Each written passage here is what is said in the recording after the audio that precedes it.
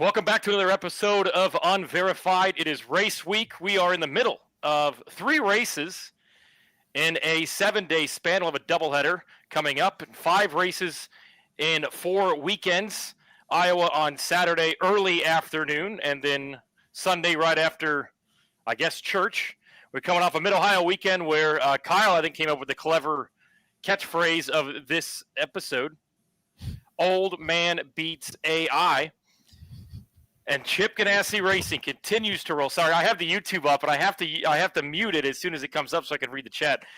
Nonetheless, Scott Dixon gets it done on an error, which we don't see that often from Alex Palou. He's been perfect most of the season. Still continues his points lead, but what a weekend we had down at Mid-Ohio. I know it was a homecoming for Kyle. We're going to talk about that. We had a lot of fun in the campgrounds.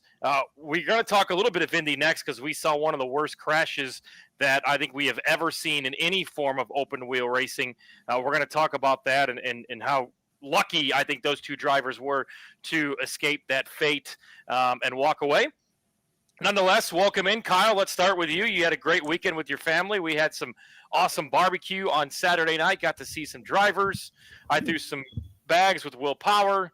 Got to see Bobby and Graham Rahal. But it was a homecoming for Kyle, and I know that you didn't want that weekend to end.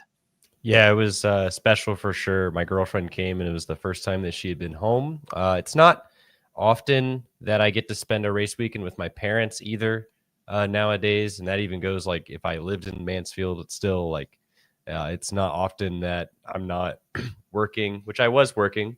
I would film the videos for Dave at the end of the day. I went to the bullpens, but other than that, I was mostly a fan. My girlfriend thought it was crazy that you were able to get into the paddock at IndyCar races and like see the drivers left and right, which was kind of cool. And yeah, we had spent some time around the campgrounds later in the day. Ran into Alex Palou, Kiffin Simpson as well was out there. Graham Rahal, Bobby. You got a mini helmet and a jersey. Yeah, I bought a Kiffin Simpson koozie after he finished third because I had to represent. And after I showed him in the campground and won a mini helmet, man. Got a Kif Dog mini helmet. It's huge for the Kif Dog agenda. I think a lot of us know that I've been on the Kif Dog train for a long time, and so is David, and we've been repping it on this podcast, man. And he had a great weekend until he stalled it out of the pits. But yeah, great dude. I'm glad I have a mini helmet now. Represent my Kif Dog fandom. As I need the little card of the fan club now. That's all I need. Kiffin cost me $5 with Johnny at Coforce because I said he was going to win, so I'm not too happy about that. Can we please highlight NR88's comment? My God, please highlight that. I tried to highlight it and I can't do it because I'm a boomer. Yes, thank you. Oh God, just inject that into my veins. That's some good stuff right there. Yeah, it was a great weekend for the most part. I mean, the race was pretty mid-Ohio, unfortunately, Kyle. You're gonna have to answer for that later in this video because that was pretty tough at times. But you can't really argue. I think Tony, you said it to me after the race, and I think it rings true. Is that I agree with you. I would rather have a boring race with an exciting finish rather than a boring race with a boring finish. And so Alex Palou was not perfect, made a mistake. It looked like again, making the 2-stop work the way that he did to get out in the lead. I mean, it was exactly playing out how I think a lot of us expected the race to go, and he threw it away. And Scott Dixon, doing Scott Dixon things, was in the right spot to take advantage of it, and he did.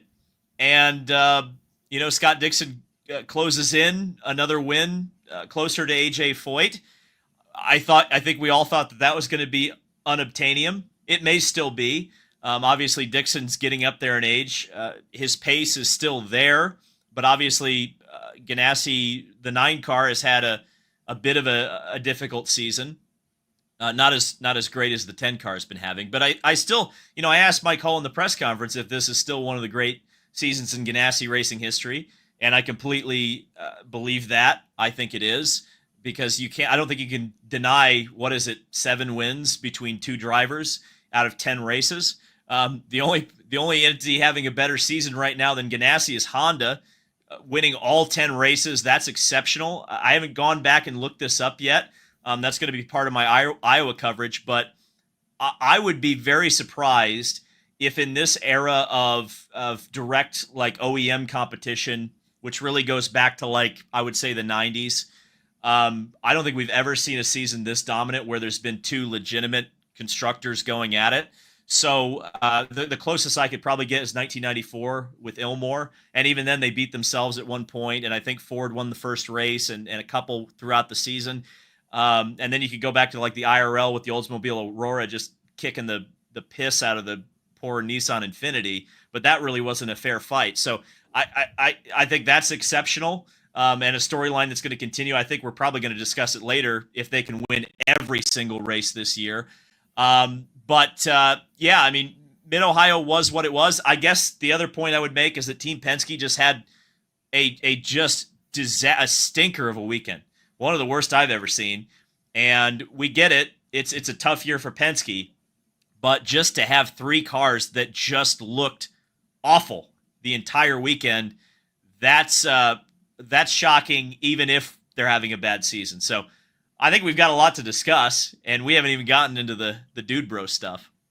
Yeah, I think I talked to Mike Hall on Friday, and we were discussing the fact that there had been a yellow in 3 out of the first 4 lap ones at Mid-Ohio, and how does that, what does that do for your strategy? And he said, you really want to start in the top 10, or you want to start towards the back. You don't want to be 11th through 20th because it's hard to do the strategy, and it's hard to maybe roll the dice on a 2-stop strategy. And I tweeted out on Friday that Scott Dixon was already saving fuel before we even saw the drivers get into their cockpits. And then we saw that yellow with David Malukas come out, and it was like, all right, we're going to have some split strategies. We're going to have some drivers going for the 2-stopper, which ended up being Scott Dixon, which what really helped him, and it has benefited him in the past as well. It also benefited Rinus VeeKay, despite the fact that his one of his tire changers got his toes and his ankle ran over. They were able to pit when Christian Rasmussen ran out of fuel and was just sitting there parked, and they waited for kind of the pit stop cycling to get through. And Dixon dove to pit road right before the yellow. And I think that which IndyCar has been consistent in doing on road and street courses. If there's a stalled car, like going into a pit cycle or in the middle of a pit cycle, they've been consistent on letting everybody pit. That obviously cycled Dixon up to it's a consistently bad rule, by the way. Consistently bad officiating. Yeah, it's consistent now, but it sucks. Doesn't make it good. I would agree, but once again, it benefits Scott Dixon. I know there's a few drivers that were a little upset at the end of the race by that. That is 100% for sure. And then I'm glad the storyline is Scott Dixon won the race. Scott Dixon continues the streak of 21 seasons in a row. Scott Dixon etches closer to AJ Foyt. Scott Dixon's family was there. We all love Scott Dixon. But it was the fact that Alex Palou, who we have dubbed that team the perfect 10s all season, they have, outside of the 3 wins from Kyle Kirkwood, you've had Alex Palou dominating and Alex Palou not making a mistake. And I even asked Scott in the press conference, like, hey, towards the end of that race, when he was in front of you, were you thinking, oh boy, here we go again, I can't beat him because he's not going to make a mistake, and he does make a mistake. So congratulations to Scott Dixon on his first career IndyCar hybrid win. I know he was very excited about that. That certainly got him going in the press conference because, as we remember last year at Mid-Ohio, he did not even get to roll off to take the green flag. I think he got down to the S's, and they had to pull him in. And now we set ourselves up for Iowa coming up this weekend. And before we kind of get into that and Dude Bro sources moving forward, Kyle, we got to thank your family for having us. I know that was David's media center over there in the far end of where everybody was camping out. We had some great barbecue, some awesome macaroni and cheese. Your parents are very welcoming. We thank them for that. Save me on a hot Saturday evening. We had some fun. Got to see the fireworks. I got to see Bobby Rahal, and I happened to have my Bobby Rahal 1989 shirt on. So kudos to the Cuppersons and Cup Country Barbecue. We had a blast on Saturday night with you guys. I can't believe David pointed out that race, thought that race was tough in the middle. I'm still getting over that. I also had something. Hold on. I can confirm he was about asleep up against a post underneath the garage area by about, I don't know, lap 71. Lap 60 to like 70, 80. It was pretty tough for me. I'm not going to lie. Number one, was I not right last week that the 90-lap race was better? Like, Oh, 'cause without question. there was a point in that, like, I think the most fun was, I thought Palou was gone. Like, I before the first stint, I think he pit around lap 27, and I had not realized that Scott Dixon had not pit yet. And I thought, well, I think everybody's kind of screwed on the 2 stop at this point. I think everybody's going for the 3. And I see that it's lap 30. I look up at the scoring pile and I see the 9 at the top when he's just then pitting. And I look at my girlfriend and I go, Scott Dixon's going to win this race. Like, how did he go 4 laps longer than the whole field? Like, he's doing it. He's doing the thing. Like, how did that happen? So I look at her and I go, Scott Dixon's going to win this race. And then in the end, I was pretty defeated, I'm not going to lie, when Palou was able to splash and still come out 3 seconds ahead. I didn't think he had it in him. I didn't think it was like, because he had come right in front of us in turn 4 and gone off twice. I was like, there's no way he's making up time. Like, there's no way. And then they did it. And they screwed up. I do have one thing to show off, because I came in last week guns ablazing. I had guns out and I started blasting. All right. So I need to, I should probably make fun of myself a little bit here, right? I should probably give back to the community. Because Graham Rahal went out of the race on lap number 1. So I just got to show you guys my reaction. Oh my God. Caught by my mother. There you go. Yes. So there you guys go. There's Graham off in the weeds. I believe that's Ilot as well in the dirt, but that was the reaction. That was us upset. Did it soften the blow any less, knowing that Joseph was involved too? Yeah, no, it softened the blow knowing it wasn't his fault for sure. It made me more mad. I think what was worse is that Graham stayed in the race, but he was a lap down. Like, they didn't get him out in time, so he just went down a lap, and then he was just cruising in last. Like, just watching him cruise around in last was like, man, like that was tough. But you know what? There you guys go. That's upsetty Kyle. You're welcome. Man, I'll tell you, there was 2 things. Thanks for owning it. We're glad you owned it. There were 2 points where I got really worried, and perhaps that led to my lack of excitement middle of the race. There were 2 moments like that. When they crashed going into 1, I was like, well, there's the 7-lap caution that's going to ruin the strategy. Yep. And then when the Rasmussen thing happened and they waited and held the yellow, and then what do I see coming down the pit lane? Oh, it's the orange number 9 car. Oh, he got the yellow he needed. Mm-hmm. And I sit there and I go, well, Scott Dixon just won this race. Now, did we know that it was going to be quite as exciting as it was for him to win the race? No, but it just there were a couple moments where it was just like, I see where this is going. I could not believe, by the way, since we're talking about the first corner incident, the mistake by Joseph. I was watching that. I was surprised that on the broadcast nobody pointed out or saw, when he's going into the corner, the wheel goes left a few times. That kind of indicates to me that maybe there was some type of issue on that machine. Because that's not normally a crash you see, that you just hit the brakes and there had to have been some type of issue. I would not pin that as a full-blown mistake. It seemed like it locked up on him, and it was a Joseph on Friday in the bullpen when the 3 of us were there that came over to us, talked to us, smiled. I thought was was in a good mood. And then obviously Saturday he qualifies 18th, and here's the controversy coming back around for Joseph Newgarden that he's not talking to the media, and he declined to talk to Fox. And I think Saturday night that was a big deal, and I think David said it on this show last week that Joseph doesn't owe us anything. Joseph doesn't owe it to talk to us. And I would also say, how often are we talking to the 18th place qualifier, which, yes, it's Joseph. Yeah. Yes, you're looking for some kind of pissed off rant or to say something to stir up a little drama. And trust me, I think the 3 of us in this room and a lot of our fans that are watching tonight love drama and like to see that. But at the end of the day, I didn't really care that Joseph after Gateway didn't talk to anybody, that Joseph after Saturday didn't talk to anybody. And then going into 1, I believe he did talk to Fox after the incident on lap 1 on Sunday, if not mistaken. They must have talked about it, because there's footage on Twitter that I quote tweeted of all the Fox guys and Joseph throwing the pigskin around before the race. So I think a lot of that just really got overblown. Like, I don't know. And I understand why there was some like, the discussion was okay. That, yes, Joseph, full screen. Yeah, the discussion was great that, Joseph is kind of giving up his right to defend himself. And yes, there's something to be said about him not, driving for the company that owns the series and then not talking to the broadcast partner. But like I said in the previous show, I don't really think it's up to don't think it's Joseph's obligation necessarily to talk when he just knows he's going to dig himself a bigger hole. We know Joseph at this point. He does not want to be the villain. And I don't think he's going to do anything to paint himself as that. And for whatever reason, I guess he's decided that when he feels like he's going to be painted as that, he's not going to talk. And although I would say that's kind of counterintuitive because it just makes people hate him more. But again, that's his choice to make.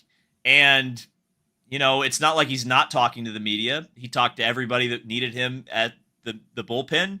And if he doesn't want to talk to Fox right after getting out of the car after an incident or getting kicked out of qualifying, that's his right.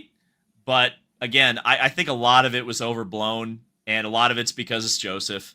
And, since Joseph won't lean into the villain role, people will anoint him as one anyway. There's a lot of different takes to go with this, right? I kind of see myself in the, well, if Kiffin finished 18th, you're not going to interview Kiffin. But also, like, it is Joseph. He's a two-time Indy 500 winner, and he's the face of Penske, which Penske as a whole is having issues, right? So you kind of want to talk to, like, they don't have Tim Cindric to go talk to anymore. I would say the face and the leader of that team right now to go to ask about what's going on would be Joseph. So overall, it's not a good look. Like, it's not good. We really haven't been introduced, and I know it was kind of made official last week, and we really haven't been introduced to the higher ups, so to speak, on the IndyCar side for Team Penske. So it will be interesting to see moving forward. I think this is a big weekend for Joseph and Team Penske. Obviously, Will Power won there last year. The dominance we've seen out of the Penske drivers there. Joseph has been great. Will Power won last year. But I think this will be a real test of, okay, are they as behind as they seem to be? Or is this where they take that step forward and start kind of coming back and recovering from Indianapolis? When you go to a short oval where they've been good at, obviously, when you look at what Joseph was doing at Gateway and probably well on his way to a bare minimum podium, more than likely winning that race before he was taken out by Louis Foster. Obviously, Will Power was already out of the race at that point, but I would think that we are, at least myself, would love to know what you guys think. I think we're looking at a big weekend coming up this weekend for Team Penske. If you want to call it a bounce back, you can call it a bounce back. But I think that they do bounce back this weekend. And if they don't, then yes, we know that there are major problems in the 2, 3, and 12 pits. Put up or shut up time. This is it. This was a race that Penske has pretty easily dominated for years. So Scotty got it done last year. Will Power got it done on strategy last year, but still got it done. And we know how difficult it is to pass. Joseph has owned this track pretty much outside of the years where his car is broken and he's crashed. So again, I said this in my post-race video from Mid-Ohio is, not much has changed on the cars. And if you still have the hot setup, or you think you've got the hot setup for Iowa, theoretically it should still go like the Dickens. But we also see, and we saw at Gateway, that circumstances, even if Penske is on the pace and can lead the race, Joseph got taken out while leading at Gateway. So I do want to clear up one thing, Tony, on the new president of Team Penske. That's Jonathan Duguid.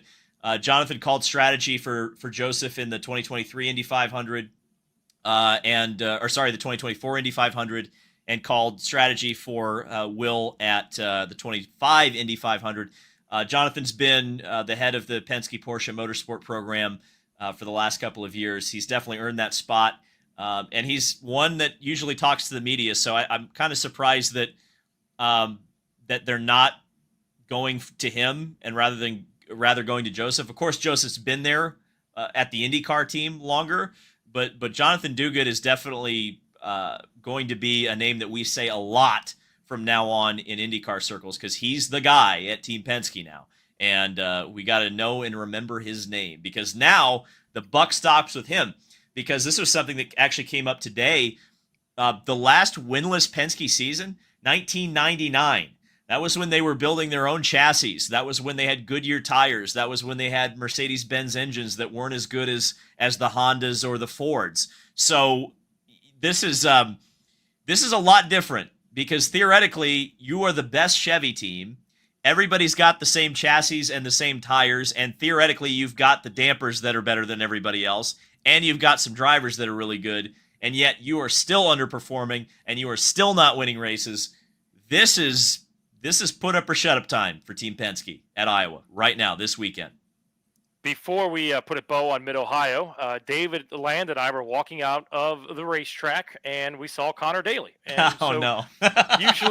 usually what happens after a race is, I think we talked about this before, we don't get an opportunity to interview the top three. We usually get that in the post-race press conference. So the likes of Kyle, David, and I, and some other people, Eric Smith from IndyCar.com, we'll walk the paddock and we'll talk to some of the drivers that had a good day. It's almost like an extended post-race show, and I try to get it uploaded as quickly as I can at Twitter and Instagram. I know, David, you use it during your videos as well. So we were kind of bouncing around, and we talked to Colton, we talked to Felix, we talked to Renus, among others, and Pato Award, which then he took the photo I took of him that wound up on IndyCar's social media channels today.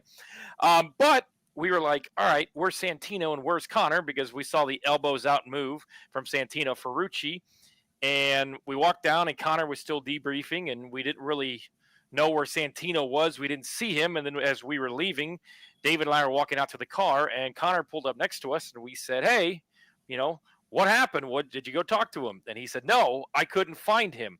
So one, I want to ask you boys what you thought of that runoff, so to speak, between Ferrucci and Connor. And does any of that boil over to this weekend, knowing all good and well, three of the drivers we're going to be watching to go to the top side early and often and being aggressive is Connor Daly, is Santino Ferrucci, and then Christian Rasmussen. Obviously, he's not in this beef, but you just know this weekend Ferrucci and Connor are going to be running side by side at one point. Well, I witnessed this in turn 5, and it was about the most stupid thing I've ever seen. Next to glad they're both okay besides the Indy Next crash. I have thoughts on that as well, but I saw them going to turn number 5, and Ferrucci had about a whole cars width underneath of him in the middle of the corner. Didn't even try to make the corner. Was just purely there to send Connor off track for no good reason. For last place. If I was Connor, that would have been the first thing I did out of the car, was just go find him and punch him square in the jaw. For last place, I'd miss a race. I'd get suspended. I don't care. That was so stupid. Such a pointless waste of time. That was awful. All right, I'm gonna do the thing that the internet hates. I'm gonna very briefly defend Santino Ferrucci, and I'm only gonna say it this way: if he hadn't done that, we would have had absolutely nothing to talk about in the middle of the race. So thank you, Santino, for doing that. Yes, I think we were all kind of there's the classy part of my brain. I've got the classy part of my brain, and I've got the redneck, grew up in Franklin, Indiana part of my brain. Unfortunately, these two yin and yangs, they both exist in my brain. The classy part of my brain says, I don't want to see them drivers swinging and fighting and tussling after the race. Leave that to NASCAR. And then the not so classy part of my brain says, I want to go see Connor punch Santino.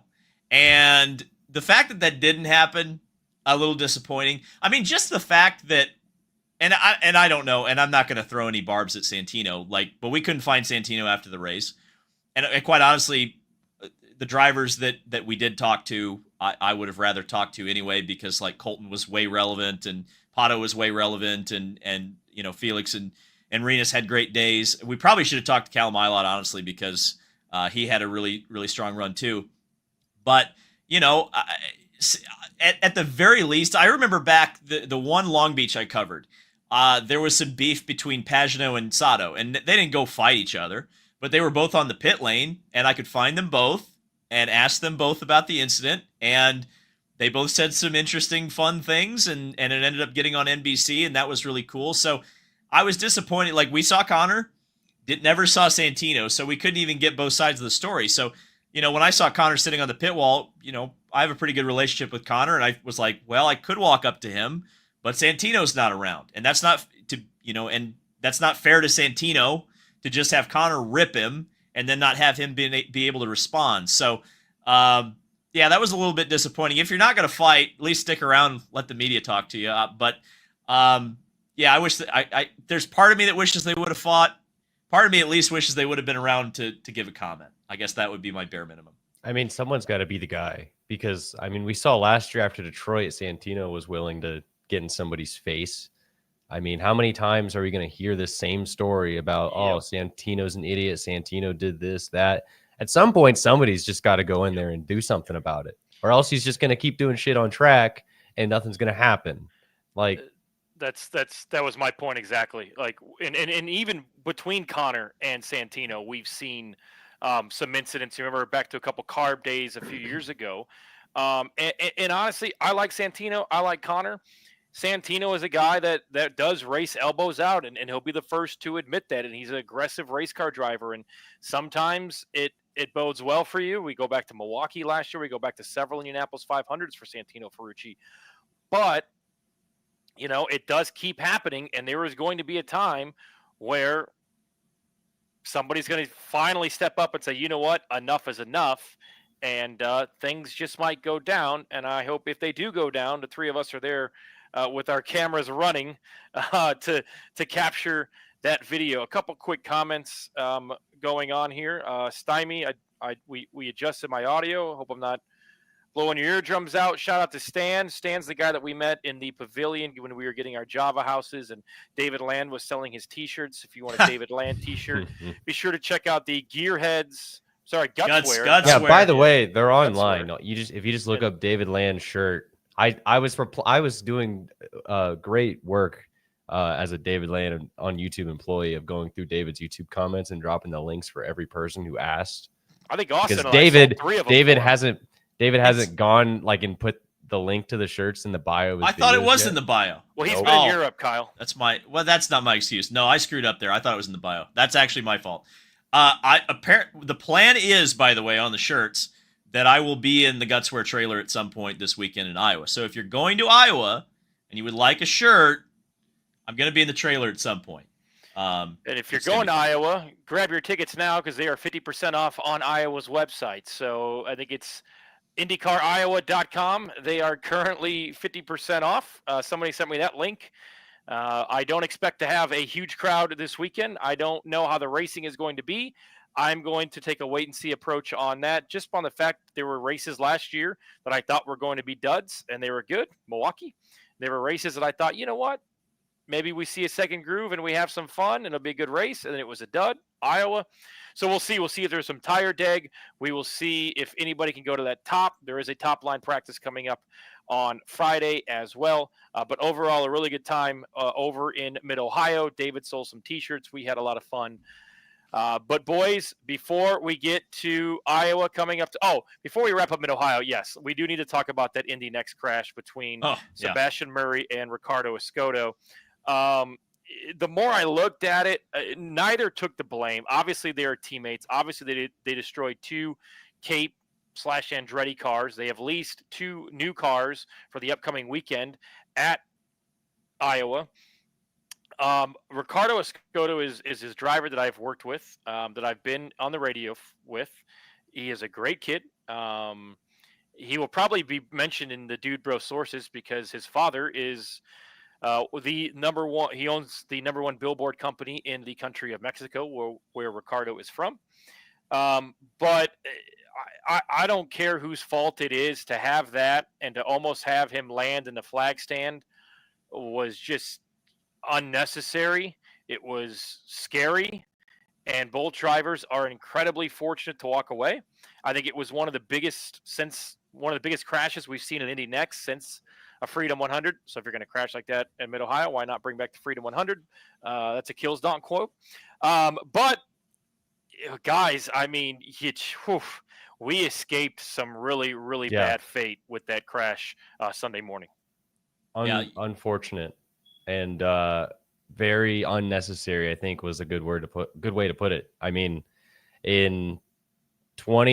I am about to turn 24, and the only time I've seen a wreck like that in the kink was Joey Hand flipping in 06 or 05. I've heard there was a crash there in USF in like 2018, but those are USF drivers. I think we expect more from the drivers in the Indy Next Series to not wreck on a straightaway like that, no matter whose fault it is.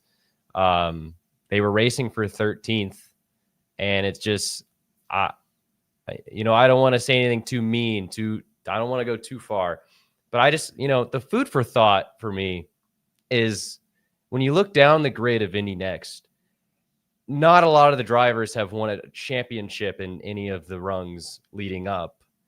And I think that that's a problem that we don't ever talk about. And because if you're going to have a wreck like that, it should have been in USF Juniors or USF 2000. Mm-hmm. Like, that's a ridiculous crash to have at that rate of speed in an Indy Next car. And I think it was completely uncalled for, absolutely ridiculous. And I think something should be done about it. I think there should be penalties. There's a lot of bullets I think they dodged. Number one, they hit an Armco barrier, thankfully sideways and not head on, because we've seen that be very, very damaging. Hello, Roman Grosjean and other crashes. If you go back to Watkins Glen, I won't say what they are, but actually don't look them up. But that can be very, very devastating when an open wheel car goes in head on to an Armco barrier. I can't remember the last time I saw an open wheel car do a backflip. I mean, that's one of the craziest things I've ever seen. And if you watch the footage, not only does Murray almost hit the flag stand, which everybody's pointed out, but the other thing where we really, I think, got lucky, specifically Murray, is the fact that his cockpit missed that caution light by inches, and that would have been real bad if that had hit him. So to see those two kids get out of that crash, we're just so fortunate. And I think I'll be positive here and say that Dallara built a freaking tank that protected those two drivers from that crash, which was so spectacular. And you mentioned Joey Hand's crash. That one, obviously Pagano's crash, Michael Andretti. I mean, there's really not been that serious of a crash at Mid Ohio before. That was just insane. And to Kyle's point, yeah, I think you have to take the driving standards seriously.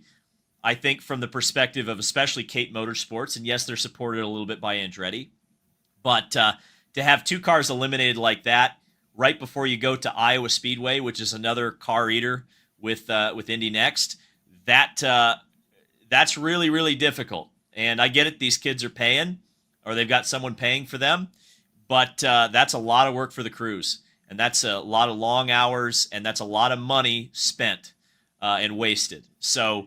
Again, glad they are okay, but yeah, I think you do have to take a look at it at some point, because you're about to go to some tracks where you can really hurt somebody, like Iowa or Nashville. And if you can have a crash like that at Mid Ohio, you can certainly have it at Nashville. So yeah, that's my opinion.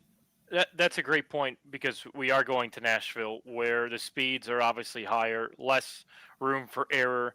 The bump in turn one is going to mess up somebody's day, especially in Indy Next. It'll probably mess up somebody's day in the IndyCar race. It messed up our day when we tested there with Evagor's Papasavas 3 weeks ago in an HMD car for Indy Next.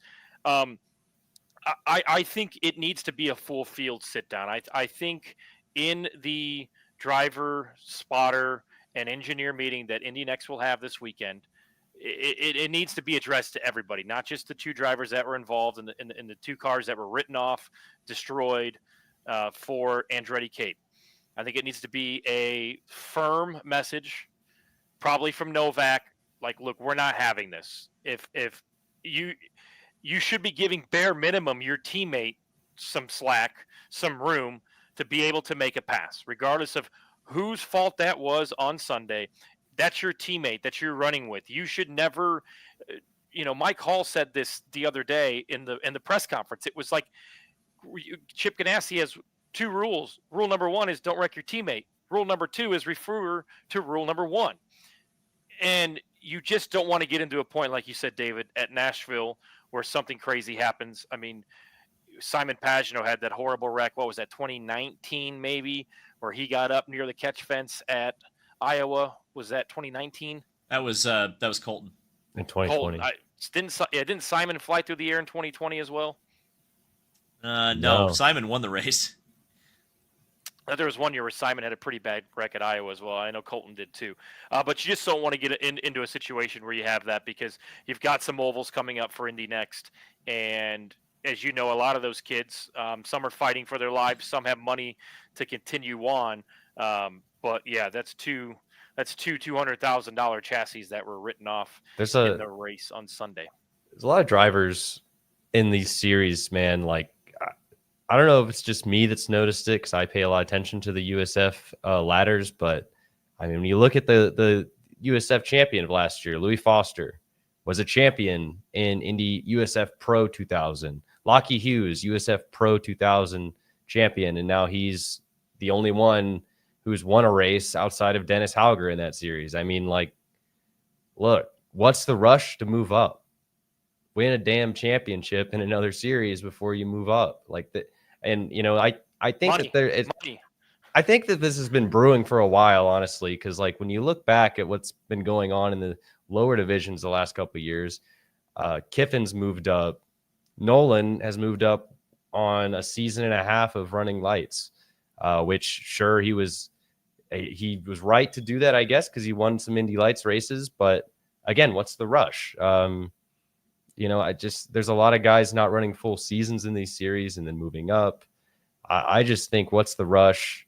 Even if you have all the money in the world, if you do have all the money in the world, why are you so eager to spend it? I think experience pays off a ton in these series, and it's just, I don't know, it's unfortunate. It's a whole different argument on the broken ladder system that is Indy Next. Yes. And which, there needs to be more incentive to stay and to learn, instead of saying, oh, well, I've got budget, and instead of running a full-time Indy Next for the second straight year, or with these drivers sometimes a third straight year, that you wind up taking that budget to a three race effort or an Indy 500 only effort. So how about we file that away for the off season, and how broken the ladder system is, and how broken Indy Next is. Well, let me say one last thing to Kyle's point, is that I think patient zero for a lot of this, a lot of people are going to say it's Max Verstappen. I'm going to say it's Sage Karam. He's the ultimate cautionary tale of moving up too early, because I think if Sage had a couple of years in lights, I think he only did one, maybe. I think he really would have been something. And unfortunately, they moved him up too quick, and ultimately, I think it cost him in his career. And now you really see it. And to Kyle's point, yeah, if you got all the money in the world, why are you rushing to spend $1.5 million a year on an Indy Lights program? I don't understand that. I do understand it, but even Mike Hall, and to defend Kiffin really quick, and not just because I lost $5 on him, but to defend Kiffin, Mike Hall made a really good point about Kiffin, is that they didn't really put him in the road to Indy when they were developing him. They sent him to European Le Mans Series. He did something like 58 pit stops before he had been christened an IndyCar driver. So he had a different development path than a lot of these other guys. Nolan Siegel actually did that too. Yeah. Least we forget, he won the 24 Hours of Le Mans in LMP2 last year. So, some of these guys, when they have the money, they're not necessarily going up the road to Indy. So that's another thing. Maybe, here's a suggestion. Maybe we find a way to do tire changes in a series sponsored by tires. I think there's a whole conversation to be had about sort of turning Indy Lights. I mean, if it was a sustainable series that looked more like, say, the Xfinity series, where there were tire changes and it was taken a bit more serious and not as a feeder series, I mean, that also comes from with redesigning a car and making it a lot cooler, right? But I think there is something to be said that we need to get on that train as well with that series.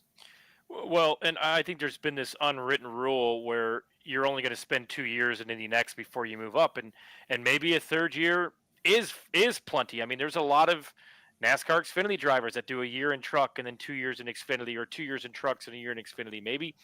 Maybe 3 years isn't all that bad.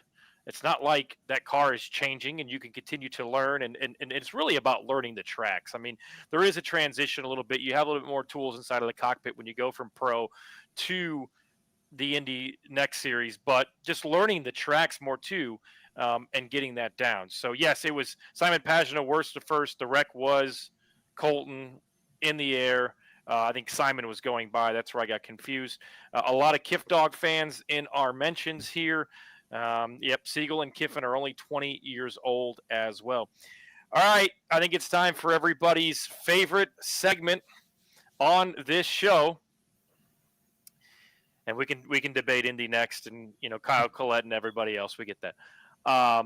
Dude Bro sources. So I think the two big elephants in the room, so to speak, that everybody is trying to track down is IndyCar going to go to Mexico in 2026? And on the driver's side of things, I think the first domino to fall, as has been mentioned, is Will Power. And will Power return to Penske? Will he go to another team? Will he ultimately end up retiring and totally being done in the sport? Those are the three options. I've heard all three come up multiple times. I would actually spend some time with Will on Saturday night. We threw some bags together with some campers, and he told me he's just kind of in the wait and see with Penske, and ultimately it seems to be a Penske decision. He wants that decision to come sooner rather than later, so he doesn't get Renist, I think is what we can call it, after we thought Renist, when we left Nashville, would return to the cockpit of the Carpenter racing car for the season. That didn't happen. Last minute gets called to that test in October for Dale Coyne Racing. But let's start with the video that you had today, David, with the possibility of Mexico being on the 2026 schedule. I asked Pato on Friday about it. He gave me the wink. I was then told by a source that I believe has been in the same room as your source. I was told 90%. I think you were around 80%. So let's call Mexico City in 2026 85% happening. Your thoughts on what we can see, not only with Mexico City next year, but the entire schedule for 2026? Yeah, there's a few things to this. Obviously, it's not done yet. I think that was something that I really wanted to make sure I said in my video. It's not done yet. 80% is not 100%. Although there are some people in the paddock this weekend that were like, yeah, it's 99% happening. We're going. It's like, okay, all right. The source that told me 80%, I believe totally. So it's not done yet. Obviously, logistics are always going to be a huge part of going to Mexico. We know this. It's been long established. So making sure that the paddock has everything it needs to make the trip down there, be safe, be taken care of, all that stuff. And I don't say that in the David get canceled on Twitter sense, but there are some challenges of going to Mexico that have nothing to do with any kind of like crime or violence or any of that. Don't drink the water. Yeah, exactly. So those are the sort of logistical things that you need to figure out. From a schedule standpoint, I've been told they have a date.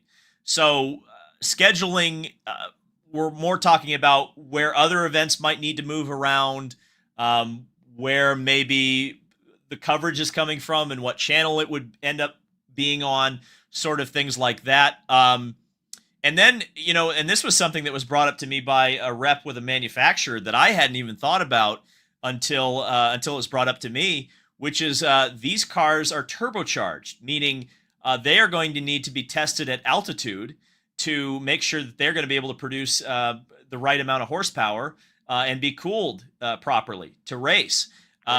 Because we've not raced at altitude since 2000. Let me think about this. Yeah, 2007 with Champ Car at Mexico City. I believe Denver was also a part of the schedule at that point. So you had two races in altitude. But if you go back to, say, the IRL era, where they raced at Pikes Peak, which was an altitude track, Those were normally aspirated engines, so it wasn't as big of a factor. But actually, if you think about the first time that CART raced at Denver, if you go back and watch that race, they actually had to like cut holes in the side pods and all sorts of odd stuff that was really kind of weird. So I don't know where they would be able to test. I kind of asked around about this. It would be like I would lay down. I would do whatever it took if IndyCar went and even just tested at Pikes Peak. Like I would the little short oval there, which is essentially Iowa, by the way, with lower banking. Maybe we could go there at some point. But if they went and tested at Pikes Peak, I would do whatever it takes to go there. But should have tested at the hill climb a couple weeks ago. Well, J.R. Hildebrand tried to do that. They got shut down. So I would love to. I don't know where they could do it, and this is where my knowledge isn't really that strong about racetracks in that area of the country. But I don't know where you could test the engines at altitude. So that's going to be a challenge of going to Mexico.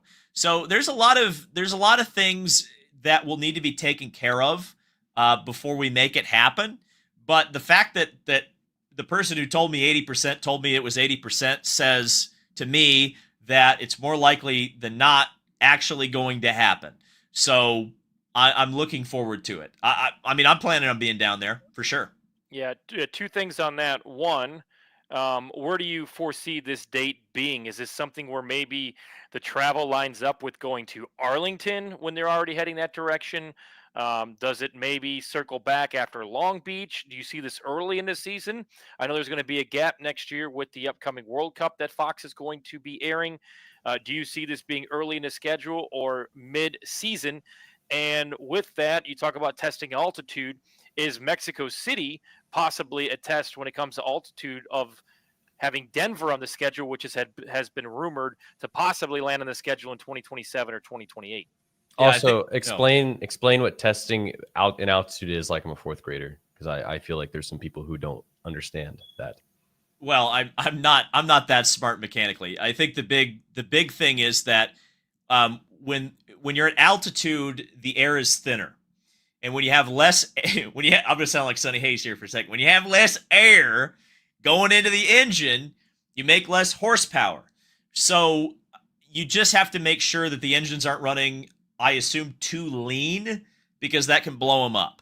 I know that's always been a big problem, like with the NHRA when they go to Bandamere, which is in the Denver area. They like run way slower than they typically would at any other racetrack, because the atmosphere just isn't as conducive to producing horsepower. So that's kind of the big part about it, right? And so there's some good density and altitude are the two big issues based on the chat. Yes, thank you, Ja S420. So those are your big issues. And so speaking of altitude, what? 420. Sorry. Oh yeah, there you go. Okay. So yes, so that's why they would have to test, I assume. And again, the person I heard this from would know. So and it's something that you don't really think about when you're not like a mechanical person, right? This is not something that would come up in your head that you would normally go, oh yeah, Mexico City's in altitude. IndyCar engines haven't run in altitude. In fact, this entire engine formula, they haven't run in altitude. So yes. Fort Collins has a short track. Just go run a couple laps around there. Well, there you go. And yes, less air going into the radiators, not just the turbocharger. So that's the other thing. I mentioned engine cooling and the fact that they were cutting holes in the side pods at Denver in 1990. That was a thing that they had to kind of overcome. So in terms of Denver, I think most of us in the paddock expect that will be added to the schedule in 2027. I think that you mentioned, Tony, where Mexico City would slot in. I think some of us are crossing our fingers that it would be early in the season. The problem is that it would almost have to be in April, and April's all of a sudden gotten very crowded. I don't remember who told me, so take this with a pinch of salt, but I keep hearing summer for Mexico City, and we'll see how that goes, if that is indeed the case. Yeah, and back to Denver real quick. Those rumors kind of started last year. I believe Soncio has, and I think we talked about this last week. Soncio is located there. And Arrow. Obviously, Arrow is located there, which with their contract supposedly being up at the end of, I believe, 2027, maybe that's something that entices them to stay. I know that they've kind of went back on some of the race sponsorships that they've had over the last couple of seasons. Something that I wanted to mention, and it's really, there's a little bit of smoke. I don't know if there's fire. It was interesting who said it. But I did ask Pato on Friday where he would like to go. And obviously, Mexico was the first words out of his mouth, and he gave me the wink. But then, and I think, David, you were just as surprised as I was when he said Twin Ring Motegi. And I think at first we were like, oh, okay, cool. And then when we started thinking about it, because obviously the oval is not runnable. The road course, however, is. And I thought to myself, well, there has been some small rumblings, although been shot down, but although we don't believe getting shot down by them necessarily to be true, is that maybe McLaren could end up at Honda next year. We don't know. That's a pure rumor. Not next year. Not next year. In 2 years. Yeah. And Twin Ring Motegi, and I thought to myself, well, why would that make sense? Why would Motegi make sense? And then I thought, well, if you're negotiating with Honda, and Honda's upset going back to push to pass last year at St. Pete, going back to the Indianapolis 500 back in May, and they've gotten a hybrid and they've threatened to leave the series. And I don't know if Honda would be willing to pay for it. So I do think there's got to be a lot of other people that would come to the table for this. But to hear Pato say Twin Ring Motegi, and I thought, well, maybe that's a way to keep Honda to stay. It's a believe it when I see it type thing. But I did ask a few other people that wear Honda badges, we'll just say that, and they thought, you know what, that's not a horrible idea, and I don't think it's as far away or as far out there as you think it is. And I said, oh, okay. So I guess we'll wait to see if maybe that builds up more. And I know, David, you mentioned on your video today that a place that I would love to see you wear your Speedo at, just kidding, would be Surfer's Paradise. Well, I want to push back a little bit on something that you said there, which is, or not push back, but kind of add to it. I'm not so sure that Honda's as unhappy anymore as I think they have been. I would also tend to agree with that, although I'm going to be a little bit more cautious than just come out and say, yeah, they're staying. But I think here's an important point about Motegi. I need that French toast. Well, we love the French toast. But the important part about Motegi, and yes, Pato saying that, maybe I wasn't as surprised as you were, Tony. I'll put it that way. But I'll put it this way. I think that there's something that no one talks about a lot of the time is the fact that HRC Global and HRC North America are essentially the same company now. They are way closer than they were when HRC was doing its own thing in Japan and HPD was doing its own thing here. Japan cares a lot more about this program than they have in a long, long time. And so when Japan was most involved in IndyCar, there was a race in Motegi. So it's not that I don't think it's that far-fetched. And the fact that I've heard it, the Pato said it on the record was hilarious. But the fact that I've heard it a couple of times behind the scenes, I could see it, especially if you're trying to keep them or if you're just trying to throw them every bone in the world. That would certainly be a bone. People mentioned the oval. The oval has not been fixed. As far as I am aware, the oval has not been fixed. So that if they went there, it would be on the road course. And Mike Hall confirmed that. That's the first thing he said when I brought it up to him. So there you go. So that Mike Hall, I would trust what Mike Hall would say about that particular issue. And the other problem is too, I think this is controversial. There are way better road courses in Japan than the Twin Ring Motegi road course. My first choice would actually be Sportsland Sugo. I think that would be a absolute banger IndyCar racetrack. Obviously Suzuka if you're going to go, but the problem is the only track that Honda owns, Fuji, would be kind of cool. That straightaway would be awesome for IndyCars. But the problem is the only track that Honda owns in Japan is Motegi. So that limits your options if you're IndyCar. Now, if Toyota came, okay, maybe we could talk. But Yes, I think there's I wouldn't say like, oh yeah, for sure Motegi's going to happen, but I wouldn't be surprised if something like that did eventually happen. How much does this make sense when you think about going over there? So Takuma Sato is obviously no longer a full-time driver, and from what we know or may know, Do it they seems own like Suzuka? Does Honda own Suzuka? Then if they do, then they should go to Suzuka. Yeah. Like, that's not even a question. Sorry. Anyway. Yep, Nuke Shot and Voltage say that they do. So, you don't have the presence of Takuma Sato at every race. I know he's been out of full-time competition for 3 or 4 years now. So you put that on the schedule. Maybe you go to a DHL who's partnered with the Honda team and Chip Ganassi Racing to maybe lighten the load. You're going to load these things up on planes. I mean, it's not a cheap endeavor to get them over there. How much would possibly having a race in Japan, albeit at a Honda racetrack, entice somebody like Toyota to possibly throw their name in the hat or throw their hat in the ring for being the third engine manufacturer? I'm sure it doesn't hurt. The thing about Toyota that I think a lot of people are kind of looking at is they do have a 2.4 liter engine. I think it's if I'm not mistaken, it's not the one they're currently running at Le Mans, but the one they previously ran in the car that Fernando Alonso was in, the TS050. That car had, I believe, a 2.4 liter V6 in it. Now, I don't know what you would have to do that get that engine up to IndyCar specs. It would obviously be running at a much higher RPM than it did in sports cars, but they theoretically have technology that would fit the current IndyCar rules already developed, which is a big factor we've mentioned for both Chevrolet and Honda. So, again, a race in Japan wouldn't hurt to bring Toyota in, but if Toyota's coming, I don't think it hinges on that. And I also don't think that whether or not there's a Motegi race ever, I don't think that's what hinges on Honda staying either. I did mention the possibility. It had been floated to me that maybe Surfers Paradise would come back. And again, I kind of said in the video, I don't believe it. I'm not sitting there going, oh, yeah, that's going to happen. I love the idea of it because I think, anybody you talk to from who was around in the old kart days never says anything bad about surfers ever.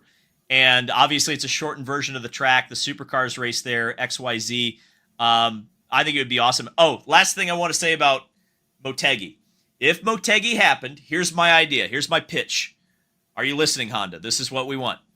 I want a triple header. I want IndyCar, I want Super Formula, and I want Super GT all on the same weekend. That would be bad ass. Thank you. That is my contribution. And IndyCar would be the slowest of the three on that track, by the way. But it would be amazing. Go ahead, Kyle. Also, yes. I forgot it doesn't pause automatically. But yes, Honda does own Suzuka. Where was the comment? Yes, Honda does. I Jamied it. Right. Thank you, Jamie. All right. Well, then screw Motegi. If we're not running the oval, go to Suzuka. Like, what are we doing? I know a lot of people still want more ovals. They want more high-speed ovals. We can save that discussion for another day. Not happening. Wait. Also, why? So why is the oval not usable? Because when the earthquake happened, it collapsed it collapsed a little bit. You can still run on the oval, and Honda does like a thanks day or something where they run cars on the oval, but they don't run them at speed. There's just big bumps now where the tunnels are. So they'd have to rip that all out and redo it, which, like, I'd love to see them do that because I think the oval would be awesome with the current cars. But I don't think they, if they're already paying for all the logistics. There's that thing that I think you said a couple of years ago of like, if we're going to take IndyCar overseas, doing another road course race it feels kind of dumb. Like the reason like people in Europe will look at us and think that we're crazy because we do ovals. Well, like, why the hell, like, give them a freaking oval race. Like that's what they don't get to see in Europe are really cool open wheel cars at high speeds that'll blow their brains. Like I don't understand. Like we should just, we got to find ovals in Europe. Yeah, unless it's surfers. We need to find ovals we anywhere. Do surfers too. All right, so let's talk about some dominoes to fall as far as the driver's seat goes. I think we discussed a little bit earlier that Will Power is the first domino to fall, whether that's him staying at Penske, whether that's him going to their team, whether that's him um, retiring. And I think that all three of those are on the table, as mentioned earlier in the show. But somebody that we didn't mention who had a great run over the weekend was Rinus VeeKay. And again, I mean, he's got more top tens this year for Dale Coyne Racing than I think Dale Coyne Racing's had in the last decade. What are our thoughts on when that first domino falls, where we see Will Power end up for next year, and what other ripple effects will Will Power's decision, which seems to be right now a Penske decision, land some drivers? And I think Rinus VeeKay maybe on top of that list, possibly a Dennis Hogger, who's been ripping it up in Indy Next and looking like he's ready to go. I mentioned this in the show a few weeks ago. I don't think we're going to see as spicy, as crazy of a silly season as maybe we've seen in the past. But certainly, David, Will Power, the first domino to fall, and then it trickles down from there. Yeah, I mean, where we are with Will Power is, I guess, so he has a contract offer from another team. I don't know if he should take that particular offer. I'll just leave it at that. I also question whether or not David Malukas is ready for Team Penske, number one. And number two, honestly, if you're David Malukas, I don't know if I want to leave Foyt yet. I think if you look pound for pound, which team's performing better? It's Foyt. So I would be curious if a move happens this year. The only way I could see it would be if these rumors are true that Will Power is being offered the 99 seed in NASCAR, which would be kind of interesting. That would move Will Power closer to his family or keep him with his family in Charlotte, which is obviously, we know that's super important to Will. But I'm leaning towards Will gets an extension at Penske. I think that's where I'm leaning right now. And then we really kick it off. Hold on. What has made you change? Because 2 weeks ago it seemed you were dead spot on that Will Power was not returning to Penske. I just don't see it. Someone said to me, who I trust, said Malukas needs more time, and I kind of feel the same way. I think Miles Rowe needs more time too. Well, that's true too. If that's ultimately the goal to get Miles up there, Miles hasn't been with it this year in Indy Next, so he's going to have to a couple podiums, but he's not setting the world on fire, right? And true, he doesn't necessarily have to if you look at like the Kiffin Simpsons or Nolan Siegels of the world. But maybe for Miles, maybe you get him out of Indy Next for a little while and put him in something else to get some different racing experience, some wheel-to-wheel stuff, some longer distance races. That seems to be actually not a bad strategy. Christian Rasmussen did that too.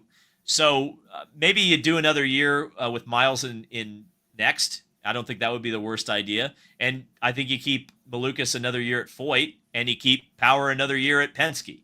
I don't see why you upset the apple cart right now. Yeah, I've kind of been in that boat since May, that I'll believe that Will Power is out of a Penske car when I see it. I don't think it's going to happen. I do think he comes back next year, maybe, albeit for a one-year deal.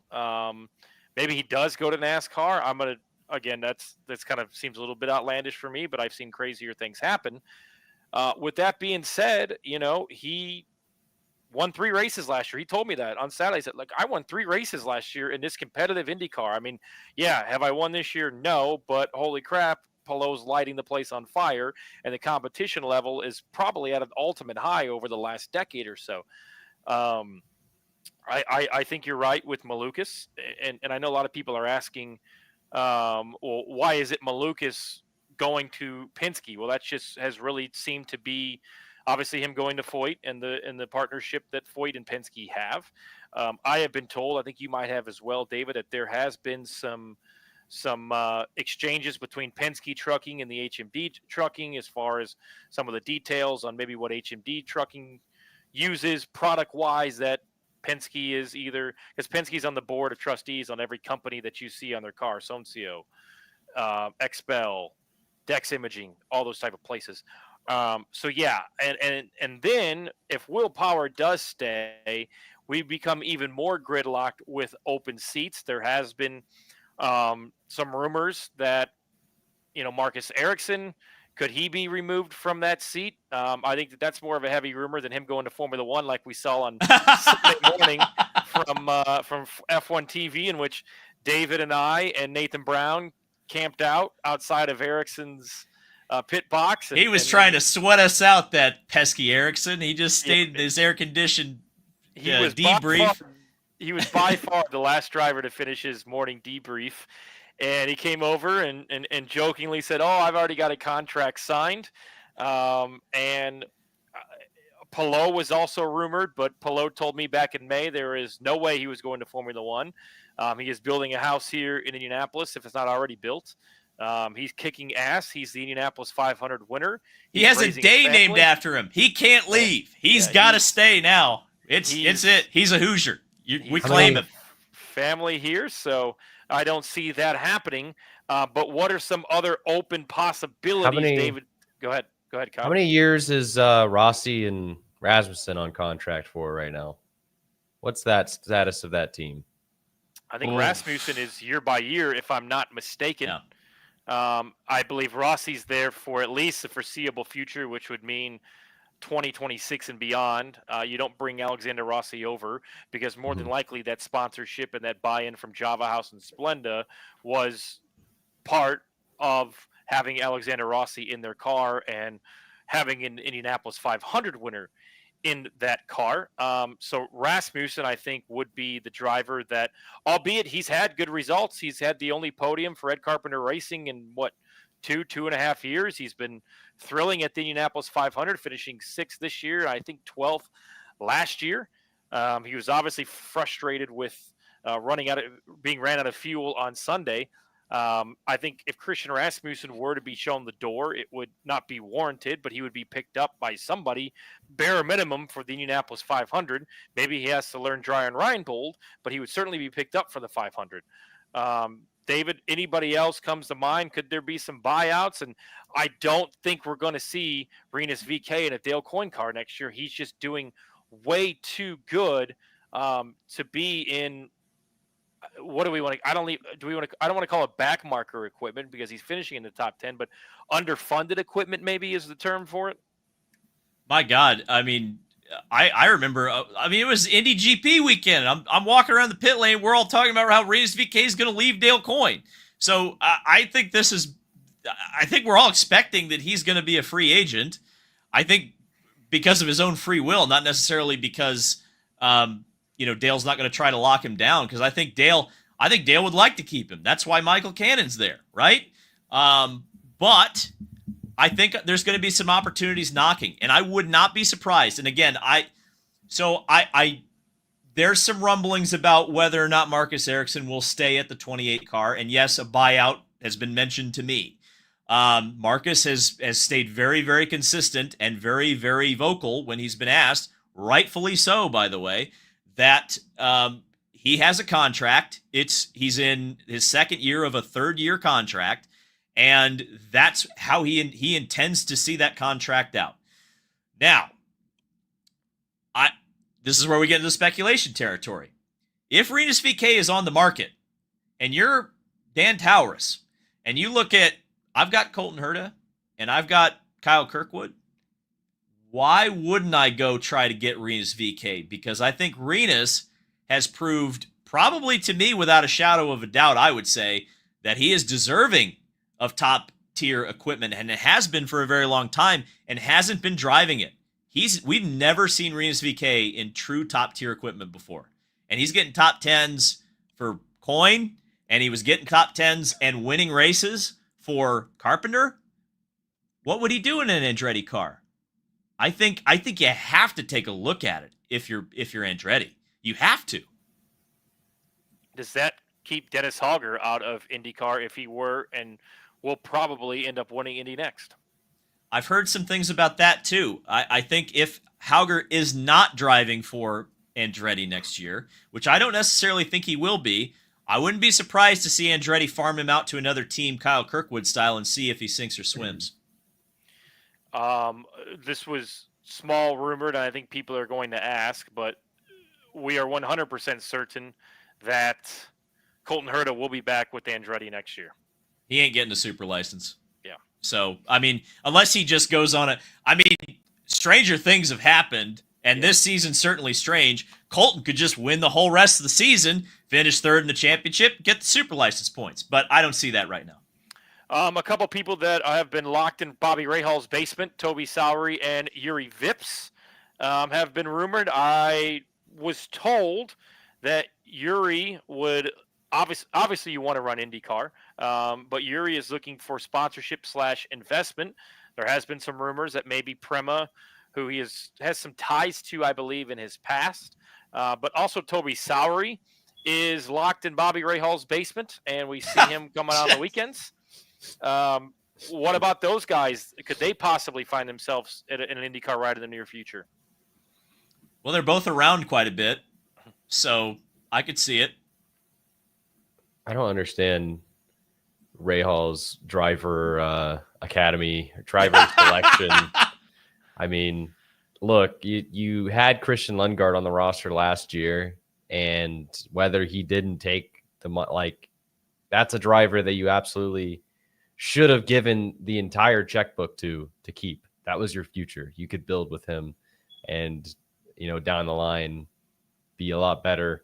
And there's other drivers. There's other drivers they could go down. And I think Toby Sowery is a great driver, and he's going to do great things in IndyCar if he actually does get a seat. But Rahal needs some experience right now to go with Graham in his last couple of seasons here. I don't get it. Well, please highlight Voltage's comment. Please highlight that. I think what you have is moral support drivers. And I know you're a Graham fan, Kyle, as am I, but I'm sure some of those drivers are going, oh man, if I was in that car, we'd be able to maybe move that a little bit further. I've been very impressed in what Louis Foster's been able to do, and I do think Rahal is interested. Number one, I think the check mark on the list would be to keep Louis Foster around. Devlin's obviously not going to go anywhere because he's kind of funding some of that. Maybe that changes. And it just seems to me that Graham's going to stick around for a couple more years. Obviously, you can sell sponsorship around the Rahal name as compared to maybe the Sowery name or the Vips name, to be honest. But anything else, David, that comes to mind when it comes to possible – we're still early in the silly season. It seems like August 1st is kind of when the real negotiations, the real discussions start in and out of the paddock. But obviously, as we know, there's always going to be a surprise, right? It seems like there's always going to be that surprise. I'm not exactly sure what that is quite yet, but anything else that you'd like to forecast when it comes to silly season in IndyCar? Not much right now. I think we're all kind of in a holding pattern. This has been a weird one because McLaren hasn't decided to fire any drivers yet, so we're just kind of waiting right now. Which is actually, honestly, I'm going to say something I said last year. Pleasant change of pace. We have a 6-month off season, Famalam. Yeah. We need to spread this content out a little bit. So I'm actually okay going into a race weekend and going, all right, these are the 27 drivers who are going to be here, and that's going to be it. And we can speculate, we can talk about it, we can wonder. There are some rumors, obviously, but it's not like crazy. We're not having the driver swaps every weekend like we had last year. That was ridiculous. I'm kind of happy that we're sitting here and we're kind of calm right now. It's kind of nice. It's zen. One thing I want to mention, you mentioned Michael Cannon. I think he gave us the quote of the weekend. A lot of drivers ran out of fuel at the end of Sunday's race. And we were walking down. Okay, let's go talk to Renus because we all have a really good relationship with Renus and like to hear from him. And Michael Cannon's standing there, and I said, "Where's Renus at?" He goes, "Oh, he's not even back yet." And I was like, "Oh." And he goes, "Yeah, we ran out on the cool down lap. We ran out of fuel once again." I said, "Oh, so you nailed it again." He goes, "Yep, we don't need fuel for the cool down lap." So that was awesome. So we ended up hiking it back up towards the which was pit entrance, and we were down kind of towards or excuse me, we hiked it towards pit exit. We were down towards pit entrance, and ended up kind of meeting Renus there in the middle, and got to talk to him. He was the biggest mover of the race, moving up to that top 10 finish. All right, go ahead. I want to mention a driver real quick who has been mentioned in the chat, Linus Lundqvist. Linus Lundqvist was at Mid-Ohio, so he was there. That's the first time I believe I've seen him at the track all year. So. Yeah, he was at Gateway. Well, I wasn't at Gateway. Yeah, he was at Indy. He was enjoying the French toast inside of Honda as we were. And again, you know, what we mentioned about Christian Rasmussen is sometimes, even if you have the results, even if you have a pole position like Linus had, even if you have a podium finish like Linus had, doesn't necessarily keep you in the fold for a seat, despite the fact that at times you outperform your teammate, despite the fact that obviously you belong in the sport and you belong in that ride. It doesn't necessarily happen. All right, yeah. Iowa this weekend. Go ahead, Kyle. Sorry. My Twitter is so funny right now. I'm like the people. There are a couple of names that have suddenly appeared when we started talking about a certain subject, which is hilarious to me. Yeah, it's very funny. But you're absolutely right. With the class, or do we got to go to your Twitter? Oh no, I can't. If I shared with the class, I'd be giving away some details. So that's very funny. That's very funny. Yeah, we brought up when you said that, Tony. I thought about earlier in the show we literally talked about Sage Karam, and that's a name like go look at Sage's career. He never even got a full-time season in IndyCar, and his 2015 run with Ganassi, he had a couple hot moments where he made some guys mad. Iowa 2015, but he did have some good results, like some decent ones. There was bad, but he never got a full-time season at all. So yeah, you can have great results. Oliver Askew, I saw him this weekend. Yeah, yep. But good results don't really matter. Saw him there. All right, Iowa this weekend. First and foremost, Thursday is David Land's birthday. He turns the big 3-2, so be sure to send David Land happy birthday. He'll be in the middle of nowhere, Iowa, eating Denny's on Thursday night. I know he will be. He'll be alone, which he likes to be alone often. Big time happy birthday to our boy David here, so be sure to wish him a happy birthday if you see him in Iowa. Buy his T-shirt. He'll autograph it for you, and then I'll sit there and laugh in the background and take a photo of it. Iowa, look, Christian Lundgaard looked me straight in the face and said it was going to be boring. Will Power told me there was some tire deg. Last year, Will Power obviously got the benefit of a yellow to win that race, coming from 22nd, I believe, if not mistaken. There are multiple drivers that can win. There's only been one pole sitter that has won. Pato's been good there. McLaughlin, Power. Obviously, Newgarden has been really good there. Our expectations coming up this weekend, are we going to see two duds in front of a very sparse crowd? And we didn't get the rating yet I haven't seen the rating come out yet for Ohio, which kind of scares me. That's never a good sign when there's no bragging whatsoever. That's a bad sign. But with that being said, Iowa this weekend, what are our expectations for what used to be a great race? Now it's been repaved. Now there's a bump in turn one where you can clearly see where it was paved over. 4:00 local time, so we won't even see them run under the lights on Saturday, which is incredibly stupid.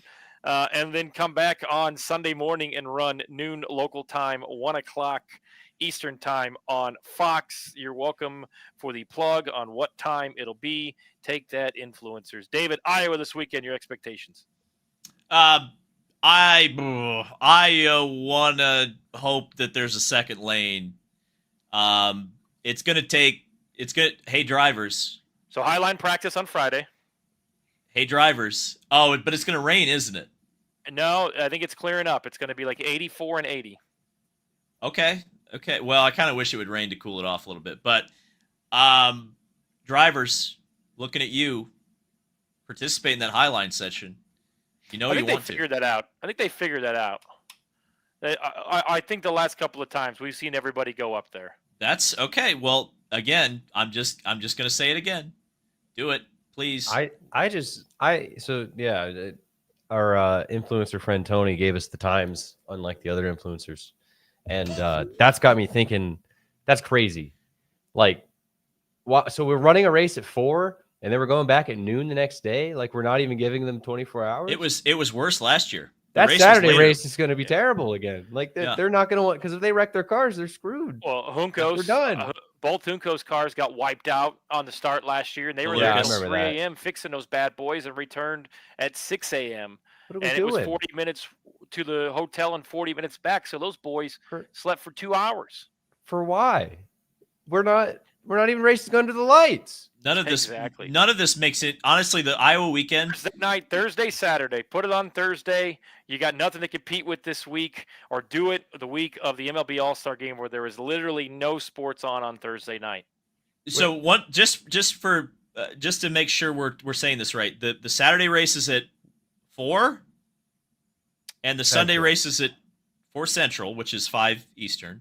Yep. And the Sunday race is at noon Central. Let me pull it up here. Just crazy. 1 o'clock Eastern. No, I'm sorry. So noon Central.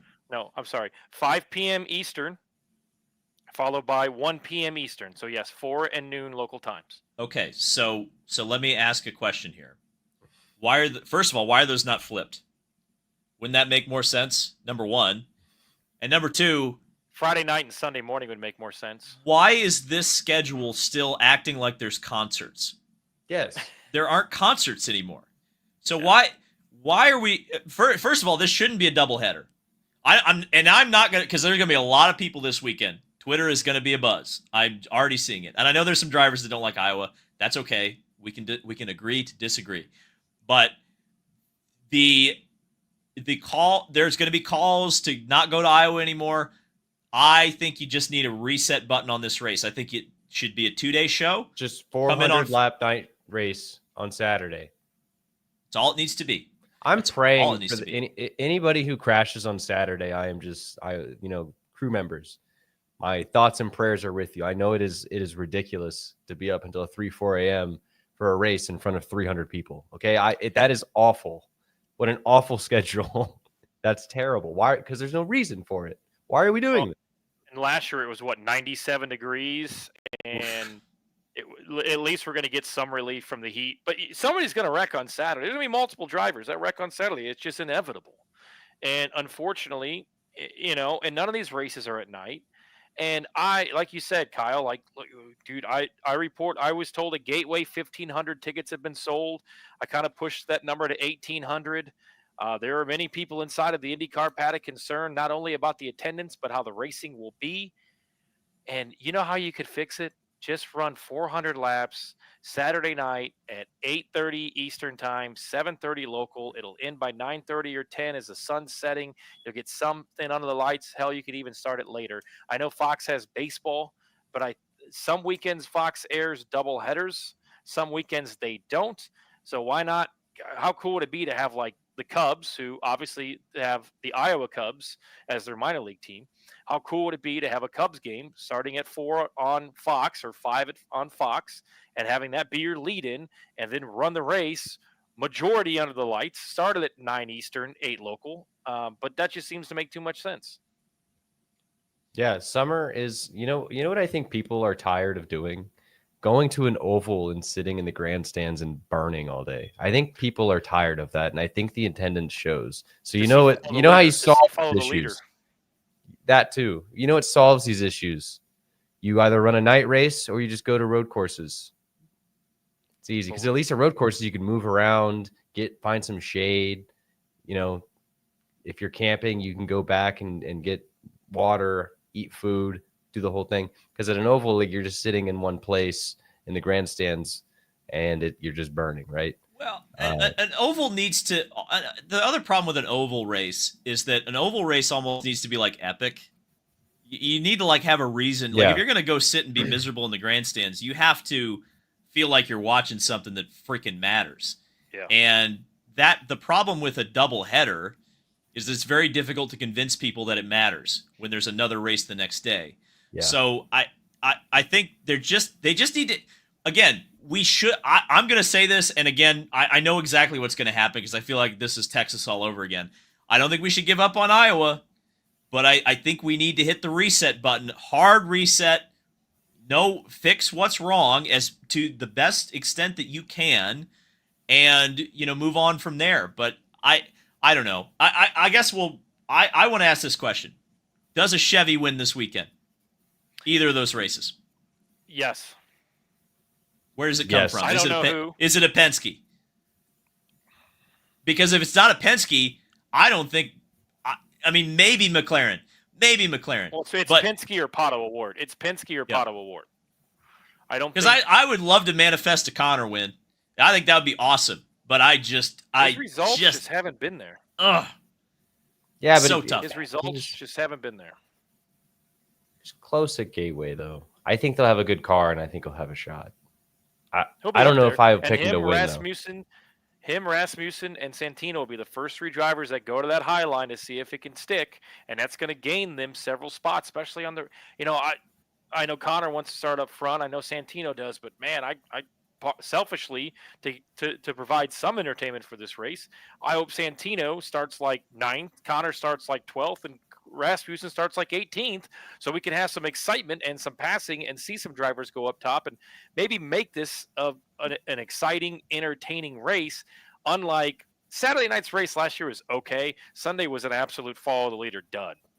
If it's single file and it's not like a caution fest, it's going to be a fuel mileage race, and Honda will win anyway, even if Chevy has the pace. So that's kind of where I'm sitting right now. Yeah, I'm trying. I think Scott McLaughlin wins a race this weekend, and I think Alex Palou wins a race this weekend. Those are my 2. I would say that's a solid pick. Those are 2 solid picks. I'm gonna go Dixon and Pato Award. Ooh. I like that because I think Pato's knocking on the door. I think he's actually had just like Kirkwood. You take Palou out of the championship, and it's a 17-point race at the top between Kirkwood and Pato. And any other year, Pato would have won a couple races early in the season, which he normally doesn't do. So I like that pick. I'm gonna go Scott. I like the Scott pick, and Which as much Scott as I like McLaughlin. I like the Scott McLaughlin pick. As much as I would like to pick Palou, because he was strong here in both races last year, I'm going to go with Joseph. I'm going to go Scott and Joseph. I think Penske rebounds. But, again, doom and gloom in me says it's going to be Palou and Kirkwood. Yeah, but Palou's never won an oval outside of the Indy 500. Come on. Come on. It's gonna, guys, what are we really gonna have this discussion when we're already 30 mints? Are we really gonna, David? okay, I know. Are we really gonna downplay him? My God. But people are gonna say that. If he doesn't win this weekend, they're gonna be like, he didn't win. He can't win at Iowa. Gee whiz. I guess he's not the best driver in the world. Okay. Gee whiz. Okay. All right. Well, we know. have ran over by about a half hour. Thanks so much for watching Unverified. Don't forget to like and subscribe. Big weekend coming up this weekend. David and I will be in Iowa. Kyle, where are you heading coming up this weekend? I'll be in Salem, Ohio for the Stars Championship Series. I'll be watching Back to on the Ohio, TV. buddy. Yep, back to Ohio. I'll be watching on the TV on Saturday, and Where is Salem, Ohio? It's near Cleveland, South Cleveland. Oh, Cleveland! Just I'll run be- the go-karts on the airport. It'd be huge. I'll be Okay, south of Cleveland when David. we're watching Kip Dog win both races at Iowa. He's going to sweep the whole weekend. Holy crap, that could happen. Fuel mileage, Kiffin. No, you guys, we got to stop. We got to stop this. He's gonna do it. It's not. We're gonna be talking to the Kiff Dog. He's gonna be the post-race press conference, and we're gonna go Kiffin. Tony doubted you, but I never doubted. I always was a believer. I will stand up like what is that? What's the where you stand up and I will You're own gonna it. tip your cap. You tip your cap to him. I'll tip the cap to him in front of 7 people in that media center, and I will say, "Let's go celebrate by having some French toast at Honda, my guy." All right, we will see you next week. Thank you so much for watching. Don't forget to like us on our social media channels and follow along. Yeah, plenty from Iowa. We'll try to keep it as entertaining as possible for you. For Kyle, for David, happy birthday to David, 32 coming up on Thursday, and we will see you guys next Tuesday night on Unverified.